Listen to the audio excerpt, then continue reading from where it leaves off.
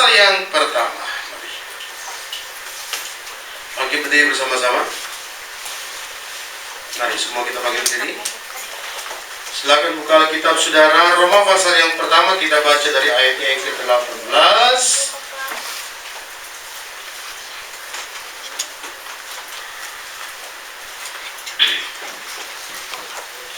Roma pasal pertama ayat yang ke-18 sampai dengan ayatnya yang ke-21. Roma pasal pertama ayat 18 sampai 21. Saya harap saudara melihat Alkitab yang Anda pegang. Sebab murka Allah nyata dari sorga atas segala kefasikan dan kelaliman manusia yang menindas kebenaran dengan kelaliman. Karena apa yang dapat mereka ketahui tentang Allah nyata bagi mereka, sebab Allah telah menyatakannya kepada mereka. Sebab apa yang tidak nampak daripadanya, yaitu kekuatannya yang kekal dan keilahiannya, dapat nampak kepada pikiran dari karyanya sejak dunia diciptakan, sehingga mereka tidak dapat berdalih. Sebab sekalipun mereka mengenal Allah, mereka tidak memuliakan Dia sebagai Allah atau mengucap syukur kepadanya. Sebaliknya, perhatikan, pikiran mereka menjadi sia-sia dan hati mereka yang bodoh menjadi gelap. Tuhan berkati, silakan duduk kembali. Bapak, Ibu, saudara-saudara yang dikasihi Tuhan kita Yesus Kristus, ayat ke-21 memberikan sebuah penegasan bahwa sebab sekalipun mereka mengenal Allah, mereka tidak memuliakan Dia sebagai Allah atau mengucap syukur kepadanya. Apa yang dikatakan Rasul Paulus pada pasalnya yang pertama, mulai dari ayat yang ke-18, bahwa Allah sedang berbicara kepada sekelompok orang atau kerumunan orang yang Alkitab berkata bahwa mereka dikuasai, dipenuhi dengan kelaliman. Haleluya. Haleluya. Haleluya. Haleluya. Kenapa Paulus berbicara kepada mereka tentang kelaliman? Ayat 18, perhatikan, sebab murka Allah nyata dari sorga atas segala kefasikan dan kelaliman manusia. Paulus pada suratan kepada jemaat Tuhan yang ada di Roma, dia mengingatkan bahwa bagi orang fasik, bagi orang lalim, ada murka Tuhan bagi mereka. Hari Jumat kemarin saya sampaikan tentang kefasikan. Sekali lagi, orang fasik itu bukan orang yang tidak tahu firman.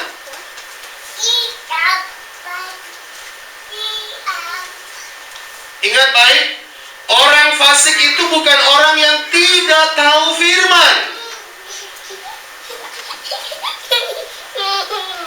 Tapi orang fasik itu orang yang tahu firman.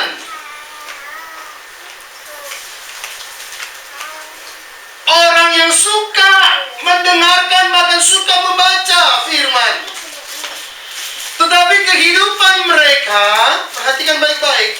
Ayat firman Tuhan berkata, kehidupan mereka, ayat 22, mereka berbuat seolah-olah mereka penuh hikmat. Tetapi mereka telah menjadi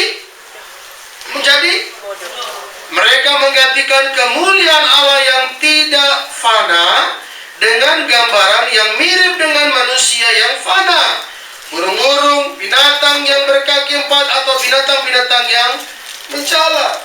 Orang fasik, mereka menggantikan gambar Allah itu yang tidak fana, ya, yang tidak fana itu digantikan dengan gambar manusia yang fana. Yang dimaksudkan dengan gambar Allah adalah kehidupan, cara hidup yang sesuai dengan apa yang Tuhan mau. Ingat, Kejadian pasal pertama dia katakan Allah menjadikan manusia serupa dan segambar dengan Allah. Kalau kita berbicara kita serupa dan segambar dengan Allah, berarti pikiran kita, kehendak kita sama seperti lagu yang tadi kita nyanyi, bahwa semua ditundukkan kepada gambar aslinya. Harus sama dengan gambar aslinya. Amin. Harus sama.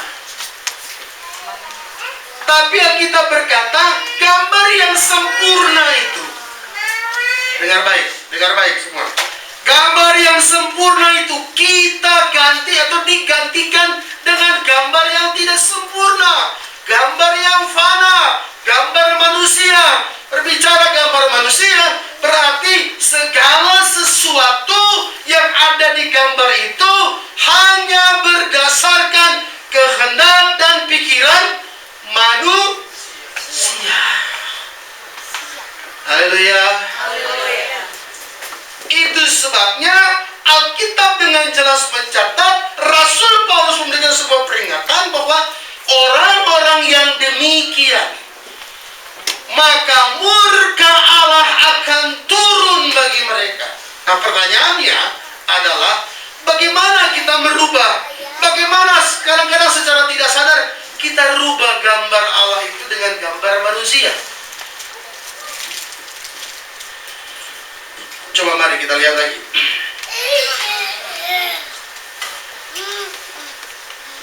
Ayat 25. Nih. Ya. Sebab mereka menggantikan kebenaran Allah dengan dusta. Ternyata gambar Allah, Alkitab berbicara tentang kebenaran. Kebenaran Allah itu diganti dengan dusta manusia.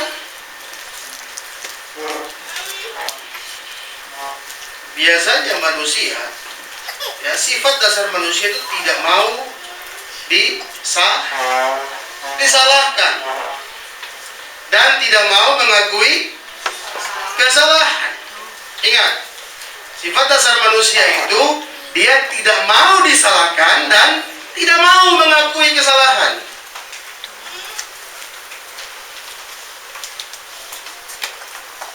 Dari mana Pak Gembala bisa katakan demikian?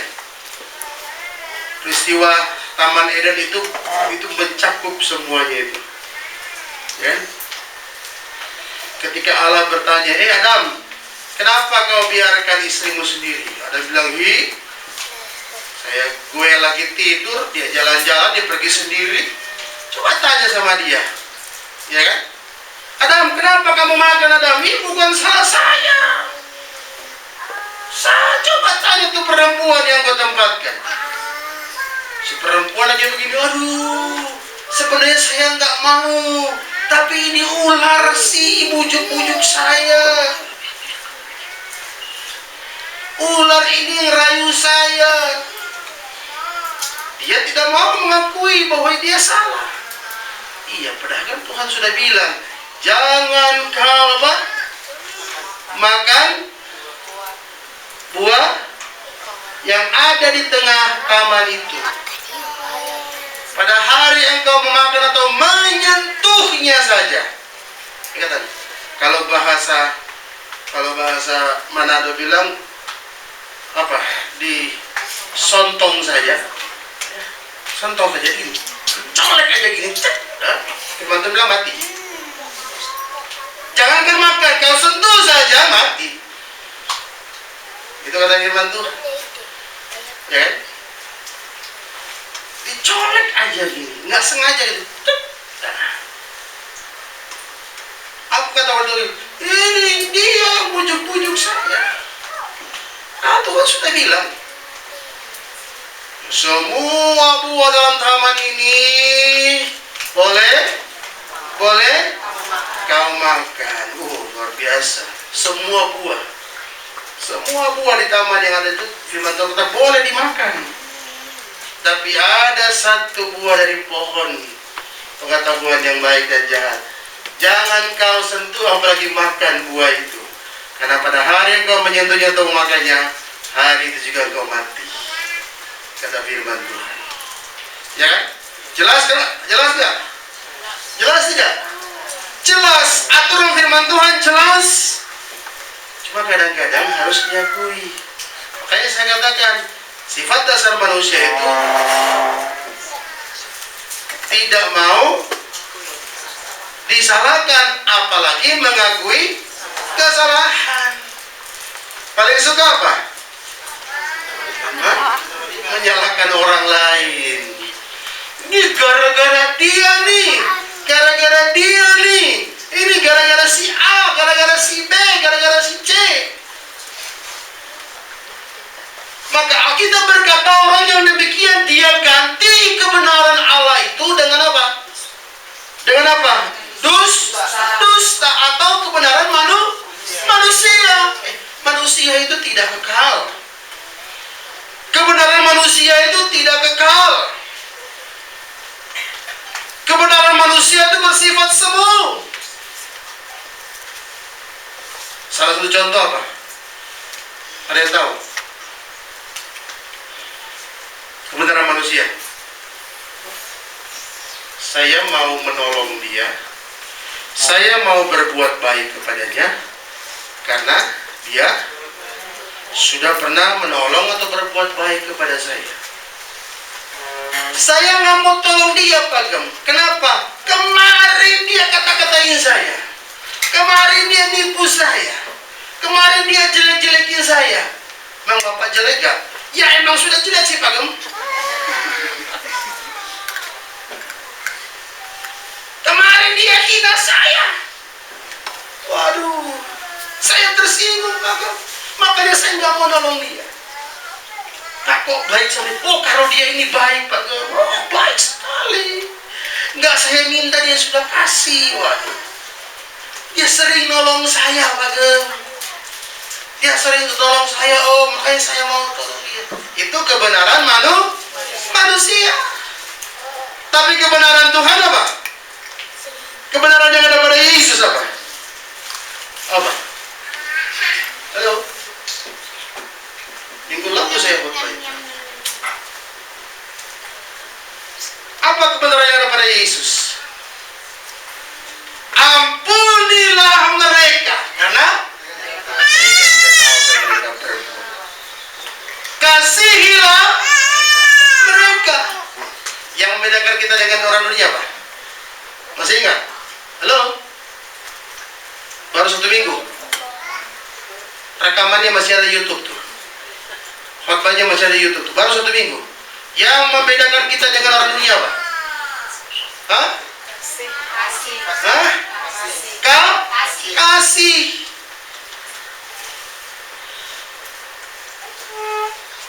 Orang dunia mengasihi karena dia dikasihi. Tapi kita enggak. Anak Tuhan tidak. Kita mampu mengasihi sekalipun kita disakiti. Amin. Haleluya. Itu kebenaran Allah. Jangan kita tukar, jangan kita ganti kebenaran itu Allah itu dengan kebenaran pikiran kita, pengetahuan kita. Tapi kan kita masih manusia. Memang kita masih manusia. Yang bilang kita robot siapa? Tapi kita kan masih manusia daging. Terus kamu mau kamu jadi manusia apa?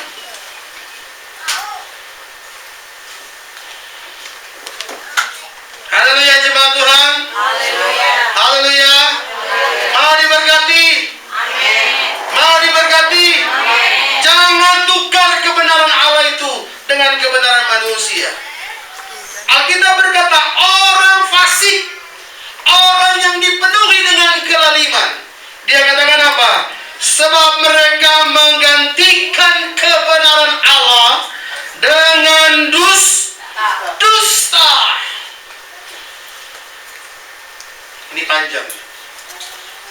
Ya, baru di ayat sini panjang nih kalau saya mau uraikan. Ya.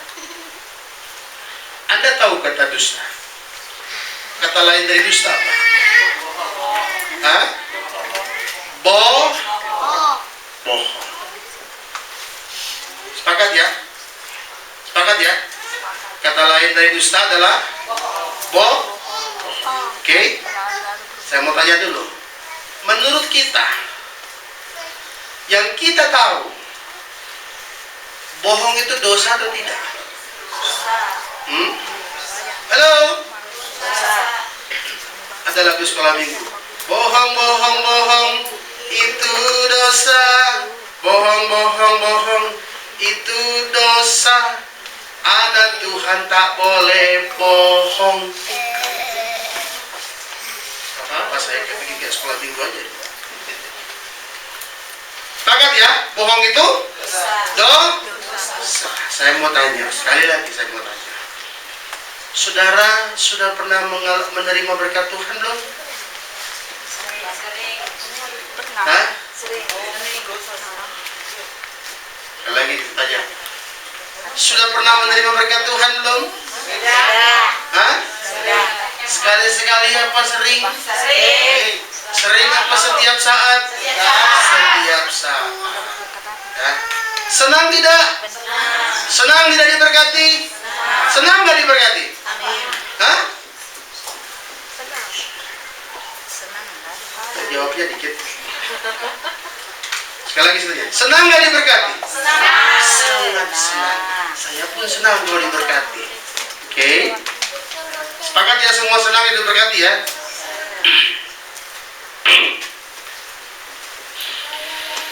Haleluya. Yang suka jujur sama Tuhan siapa? Ayo. Ayo. Sekali lagi, yang sudah menerima berkat Tuhan senang? Senang. Oke. Yang suka jujur sama Tuhan senang? Benar. Semua jujur nggak nih? Tergantung. Semua jujur nggak?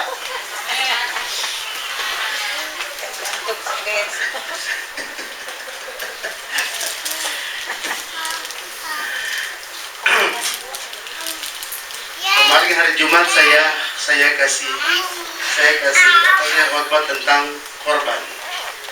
Ya. Saya berbicara tentang 4 jenis korban. Saya nggak masuk banyak-banyak, 4 jenis korban saja. Ada yang namanya korban ucapan syukur, ya. Terus korban tatangan, terus korban 1/10, terus satu lagi apa yang kemarin ya? Dia ingat nggak hari Jumat? Ada 4 jenis korban yang saya sampaikan. Masih ada ingat gak yang ikut doa hari Jumat? Berapa orang ikut doa ya? Hah? Korban buah sulung. Oke. Perhatikan baik-baik. Ini berbicara tentang kebenaran Allah digantikan dengan kebenaran manusia atau dusta manusia. Ananias dan Safira, ya, Ananias dan Safira, mereka mati pada saat kapan? Pada saat kapan? Pada saat mereka berbohong atau berdusta. Tadi semua sepakat ya? Berbohong itu dosa. Upah dosa ialah mau. Saya nggak nakut-nakutin, ini firman Tuhan. Oke? Pak Iwan ketawa. Saya nggak nakut-nakutin, ini firman Tuhan. Saya mengajak semua kita, mari kita Kan tadi bilang, pikiranku, kehendakku, ku serahkan padamu. Ini firman Tuhan. Amin. Mau menyerahkan kepada Tuhan pikiran kita, kehendak kita. Haleluya. Haleluya. Sekali lagi Pak Gembala nggak nakut-nakutin. Ini saya sampaikan firman Tuhan. Oke?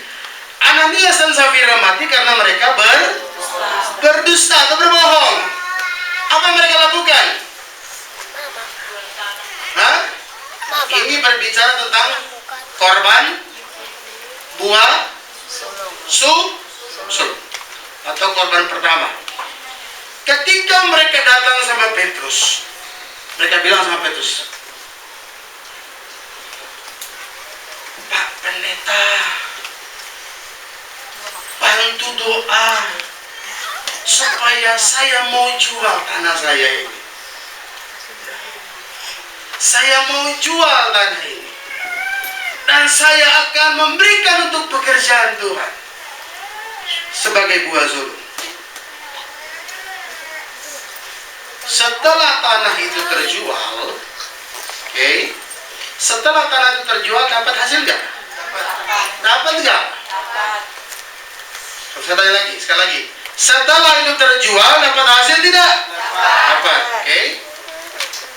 Ketika mereka sudah pegang hasilnya, tiba-tiba kebenaran manusia mulai muncul. Ananias bilang sama istrinya, begini saja, kalau nanti Om Petrus tanya, bilang saja tanahnya laku segini, ya, jangan bilang laku sekian, aduh repot nanti, tapi bilang saja segini. Sepakat nggak mereka berdua? Sepakat kan?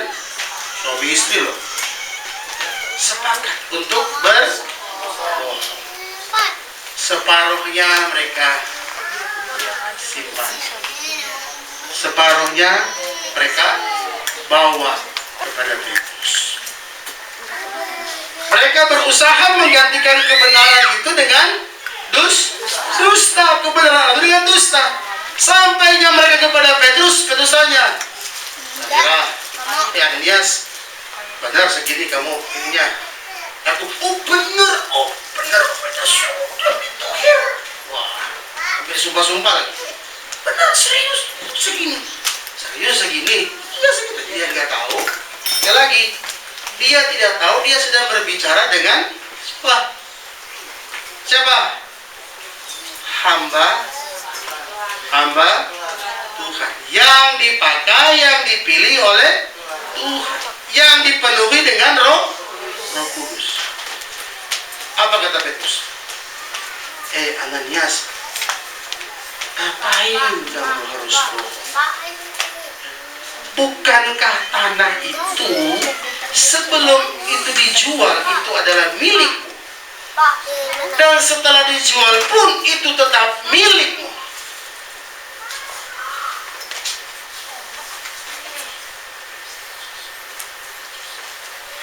Ananias belum bisa ngomong.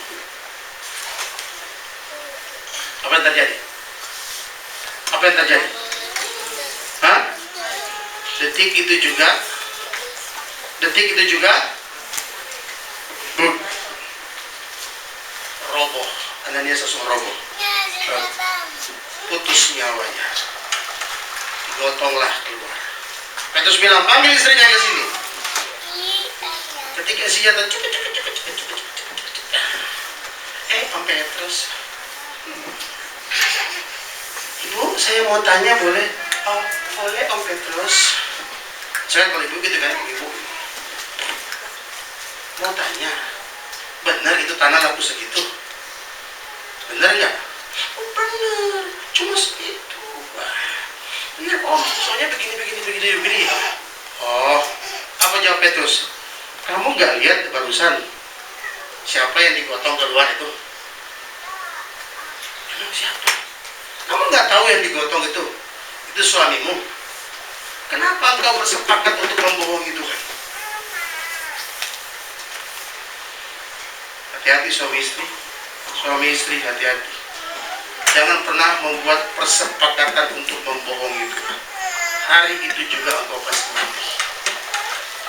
Mati bukan secara fisik, tapi imanmu, kerohanianmu saat itu juga mati. Firman Tuhan katakan apa? Pohon anggur yang tidak berbuah, rantingnya kering, yang sudah kering, layu, tidak berbuah lagi, mati, harus apa? Dipotong. Terus gimana? Dibuang ke dalam api. Ingat baik-baik, saya ingatkan dari mimbar ini. Suami istri jangan pernah punya persepakatan untuk membohongi Tuhan, sekecil apapun.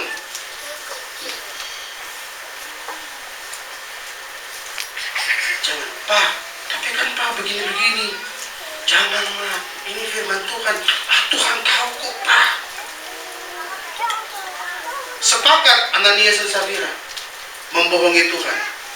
Pada saat Petrus bicara apa? Setelah selesai Petrus bicara, sedetik itu juga Safira mati, nyawanya putus.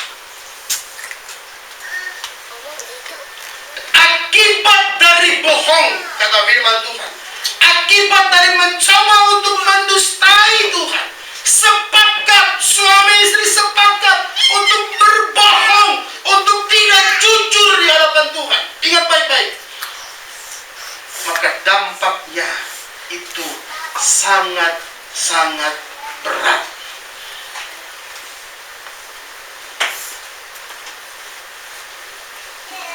Jadi kalau ada istri, kalau ada suami yang mencoba untuk membelokkan sedikit gambar atau merubah sedikit gambar Allah itu, ingat Ananias dan Safira. Mereka coba rubah gambar itu, mereka coba ganti gambar itu. Di saat itu juga mereka mati. Haleluya. Haleluya. Haleluya. Jadi saya mau katakan pada pagi hari ini, orang yang demikian, firman Tuhan katakan, murka Allah yang akan turun bagi orang itu, bukan berkat. Makanya saya selalu berulang-ulang kali katakan kepada jemaat Tuhan, hati-hati, jangan sampai murka Tuhan turun kepada kita di saat apa? Kita sedang berlimpahan dengan berkat.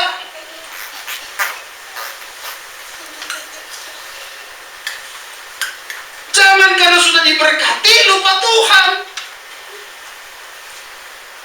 Tapi sebelum diberkati, datang sama Tuhan, nangis sama Tuhan, minta sama Tuhan, Tuhan berkati usaha saya, Tuhan berkati pekerjaan saya, Tuhan berkati rumah tangga saya, Tuhan berkati bisnis saya. Tuhan dengar, Tuhan berkati, tapi menjadi pribadi yang lupa diri. Jangankan sama Tuhan, dirinya sendiri dia lupa. Apalagi sama Tuhan. Hati-hati, jangan anggap sepele. Jangan anggap sepele firman Tuhan. Ya. Kuasa firman Tuhan dulu, sekarang, sampai selama-lamanya tidak pernah berubah. Orang yang berusaha mencoba untuk mengganti kebenaran Tuhan itu, kebenaran Allah itu, dampaknya apa? Dia mati. Bisnisnya mati, ekonominya mati, usahanya mati, pekerjaannya mati, perasaannya mati, kasihnya mati, semua mati. Kenapa? Karena suka bohong sama Tuhan, tidak jujur sama Tuhan.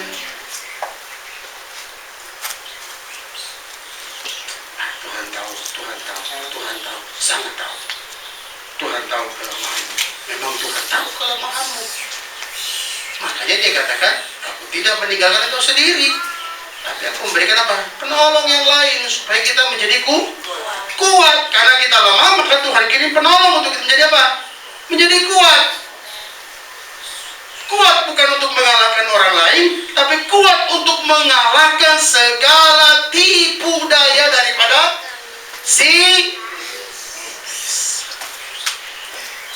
banyak loh tawaran-tawaran iblis. Makanya saya katakan, Kalau cara kerja iblis dulu dengan iblis sekarang itu berbeda. Kalau iblis dulu cara kerjanya nakut-nakutin, kalau sekarang enggak. Kalau sekarang malah buat kita senang. Kalau dulu nakut-nakutin iblis kerjanya. Awas, jangan main di situ. Kenapa? Ada setan di situ loh. Takut-takutin di situ. Tapi sekarang enggak. Hal-hal yang manis, hal-hal yang enak dilihat oleh pandangan mata, itu yang iblis tawarkan kepada kita. Lanjut.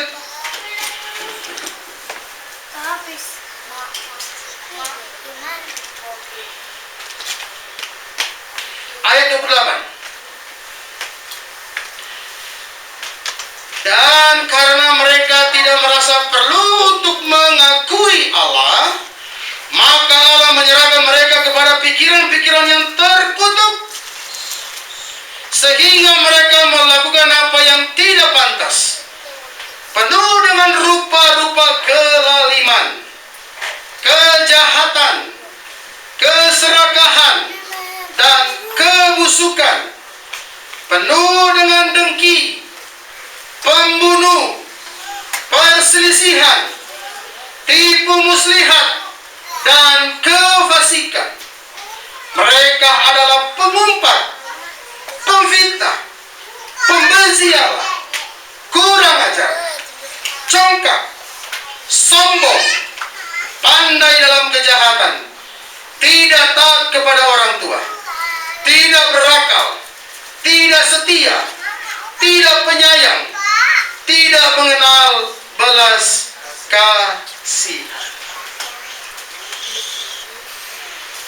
Orang yang mengganti kebenaran Allah dengan dusta, maka firman Tuhan katakan saat itu juga dia mati. Ya, nah ketika dia mati, sekali lagi saya bukan bicara mati fisik, tapi seketika rohaninya mulai mati, maka firman Tuhan katakan Tuhan menyerahkan mereka kepada hal-hal yang demikian, yang terkutuk. Jadi perhatikan aja. Ciri-ciri orang yang rohaninya mati, lihat di sini. Ya, ini ciri-ciri orang yang rohaninya mati. Mulai dari ayatnya yang ke 29.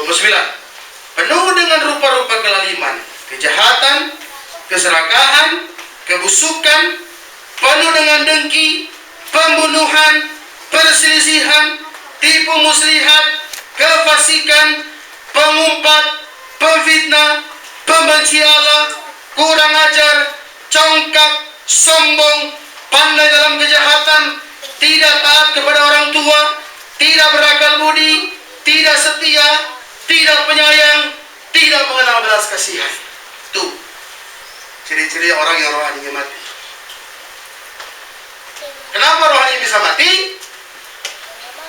Karena kebiasaan suka bohong dengan Tuhan. Haleluya. Haleluya. Haleluya. Jemaat Tuhan mau diberkati.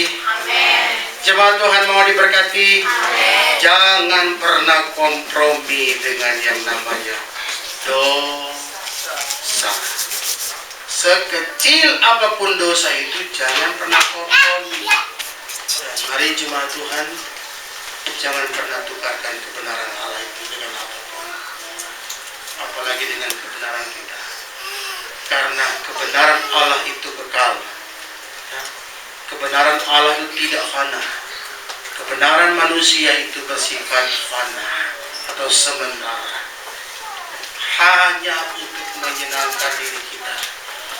Itu bersifat sementara, hanya di dunia ini. Tapi sebagai anak Tuhan, sebagai orang percaya, orang yang mengasihi Tuhan, mari kita harus kembalikan, pertahankan gambar yang tidak fana itu. Itu Allah sendiri. Tuhan berkati kita.